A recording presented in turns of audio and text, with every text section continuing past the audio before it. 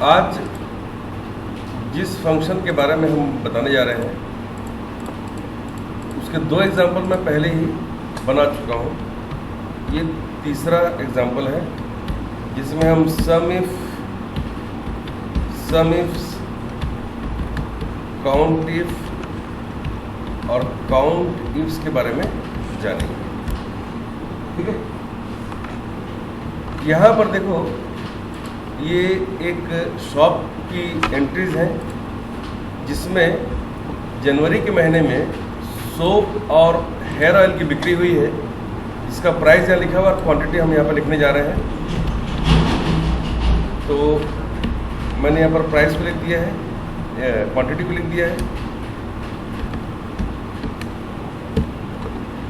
ठीक है, अब इसी के बेस पे हमको यहाँ पर इसकी गणना करनी है। ये पता करना है कि जनवरी के महीने में टोटल कितने सोप की बिक्री हुई है। ठीक है, जनवरी के महीने में टोटल सेलिंग कितनी है, सोप की टोटल सेलिंग अब तक कितनी है और 10 रुपये वाले आइटम की सेलिंग कितनी है। ठीक है, तो हमको अमाउंट भी पता करना है। ठीक है, और क्वांटिटी भी पता करना है। इन दो चीज़ों को पता करना है। ठीक है, कैसे पता लगाओगे? तो क्वांटिटी के लिए हम लोग क्या कर सकते हैं, क्वांटिटी के लिए भी सम इफ का यूज़ करेंगे और अमाउंट के लिए भी सम इफ का यूज़ करेंगे। अमाउंट कैसे निकालते हैं पता ही होगा आपको। अमाउंट को निकालने के लिए आपको यहाँ पर प्राइस और क्वांटिटी का मल्टीप्लाई करना पड़ेगा तो निकल जाएगा अमाउंट। ठीक है ना। जनवरी के महीने में कितना बिक्री हुआ है ये जानने के लिए हमको यहाँ लिखना पड़ेगा equal to sum if. Keyboard से जब टैब दबाएंगे तो आप जान जाएंगे कि इसके अंदर में रेंज, क्राइटेरिया और सम रेंज को सेलेक्ट करना होता है। रेंज मतलब क्या होता है, किस रेंज में जनवरी मिलेगा। तो सोप वाले में मिलेगा क्या जनवरी? नहीं मिलेगा। प्राइस में मिलेगा क्या? नहीं मिलेगा। मंथ में मिलेगा। तो पूरे मंथ को सेलेक्ट करने के लिए आपको ए नाम के कॉलम को क्लिक कर देना चाहिए। ठीक है, फिर लगाइए कॉमा। अब क्राइटेरिया हम क्या ढूंढ रहे हैं, जनवरी। तो जनवरी को क्लिक कर दो आप, ये हो गया क्राइटेरिया, कॉमा। सम रेंज मतलब जोड़ना क्या है, तो हमको अमाउंट जोड़ के दिखाना है। तो आप अमाउंट को क्लिक कर दो ई नंबर के कॉलम को और एंटर कर दो। तो ये आपका आ गया उसका आंसर कि जनवरी के महीने में 60,105 रुपये की टोटल बिक्री हुई है। कितना क्वांटिटी बिक्री हुआ है तो आपको लिखना पड़ेगा सम इफ। आप क्या करेंगे, रेंज मतलब ये जनवरी शब्द कहाँ मिलेगा, मंथ में। तो ए नंबर के कॉलम को क्लिक करना, कॉमा, क्राइटेरिया जनवरी, कॉमा, सम रेंज में अमाउंट क्वांटिटी। ये आ गया क्वांटिटी 1993 क्वांटिटी की सेल हुई। अब ये पता करना है कि सोप कितना सेल हुआ है अब तक का, जनवरी फरवरी मिलाकर टोटल सोप कितने राशि की बिक्री हुई है, कितना रुपए का बिक्री हुआ है। तो लिखना पड़ेगा आपको सम इफ टैब। रेंज में क्या आएगा, नहीं, इस बार बंद नहीं आएगा। सोप कहाँ मिलेगा, आइटम में मिलेगा। तो आइटम ग्रुप को क्लिक करो यहाँ पर ऐसे। ठीक है, कॉमा, क्राइटेरिया क्या है, क्राइटेरिया सोप। ठीक है, कॉमा, सम रेंज में आएगा अमाउंट। ये निकल गया इसका आंसर। अब क्वांटिटी पता करना है तो इक्वल टू लिखेंगे सम इफ टैब।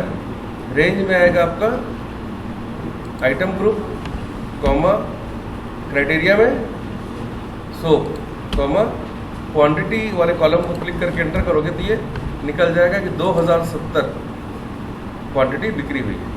अच्छा, 10 रुपये वाला कितना माल सेल हुआ है, तो इक्वल टू लिखो सम इफ। रेंज में आ जाएगा प्राइस, कॉमा, 10, कॉमा, सम रेंज। ये आ गया। क्वांटिटी के लिए प्राइस कॉमा 10 कॉमा क्वांटिटी, ये निकल गया। अब अगर बोला जाए कि आप ये बताओ कि जनवरी के महीने में कितना सोप 10 रुपये वाला बिक्री हुआ है, मतलब जनवरी के महीने में कितना साबुन आपने बेचा जिसका रेट 10 रुपये था। तीनों चीज़ में एक साथ बोल रहा हूँ, तो कैसे निकालोगे? सम इफ्स, क्या लिखा मैंने? सम इफ्स। सम इफ्स। अब यहाँ पर क्या करना पड़ेगा आपको? सबसे पहले क्या लिखा है? सम रेंज। उल्टा हो गया, देखो यहाँ पर सम रेंज हम लास्ट में लेते थे, यहाँ पर सम रेंज शुरू में सेलेक्ट करना है। तो ये हो गया sum range comma criteria range 1 criteria 1। Criteria range 1 क्या है? जनवरी, मतलब मंथ कॉमा जनवरी। अब कॉमा करके criteria range 2 criteria 2। Criteria range 2 क्या है? सोप है, तो आइटम ग्रुप कॉमा सोप। अब क्राइटेरिया रेंज 3 क्राइटेरिया 3, मतलब प्राइस कॉमा 10 कॉमा, ये हो गया, पूरा कंप्लीट हो गया। अब सिर्फ आपको एंटर करना है, तो आप जान जाओगे कि जनवरी के महीने में 10 रुपये वाला साबुन 9,690 सेल हुआ है।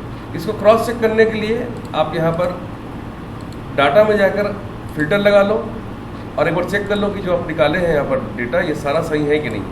तो मैं एक निकाल के दिखाता हूँ यहाँ से। मंथ में लिया मैंने जनवरी, आइटम में लिया है सिर्फ सोप, और प्राइस वाले लिस्ट में मैंने लिया है सिर्फ 10।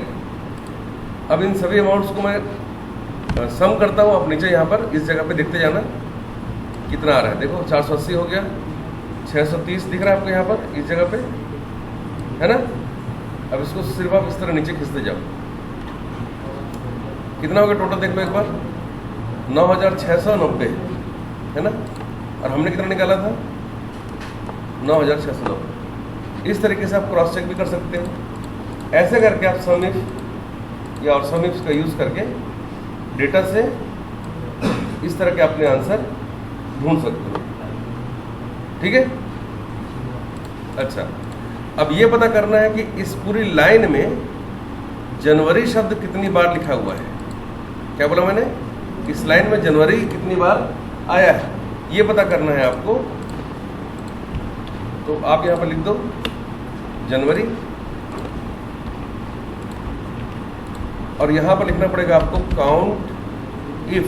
काउंट इफ क्या करता है? सिर्फ गिनने का काम करता है, गिनती करेगा ये। तो रेंज हो गया मंथ कॉमा क्राइटेरिया हो गया जनवरी। तो यहाँ बता रहा है कि 66 बार 66 बार जनवरी लिखा हुआ है। ऐसे ही सोप कितने बार लिखा हुआ है? तो आप लिखो काउंट इफ, रेंज हो गया आपका आइटम ग्रुप कॉमा सोप। तो 72 बार सोप लिखा हुआ है इसमें। इस तरीके से आप काउंट इफ का प्रयोग कर सकते हैं। और काउंट इफ्स का प्रयोग करना है तो एक से अधिक हमको उसमें शर्त लगाना पड़ता है। जैसे कि मैं जानना चाहता हूँ कि कहाँ कहाँ पर जनवरी और सोप एक साथ लिखा हुआ है, तो आपको लिखना पड़ेगा count ifs tab, criteria range 1 है मंथ कॉमा जनवरी कॉमा क्राइटेरिया रेंज 2 और क्राइटेरिया 2, तो आइटम ग्रुप कॉमा सोप। ये हो गया। अब जैसे आप एंटर करोगे तो आप जानोगे कि 48 बार इसमें ऐसा लिखा हुआ है जहाँ पर जनवरी और सोप पास पास में लिखे हुए हैं, ठीक है। इस तरह से आप सम इफ, काउंट इफ और काउंट इफ्स का यूज़ कर सकते हैं।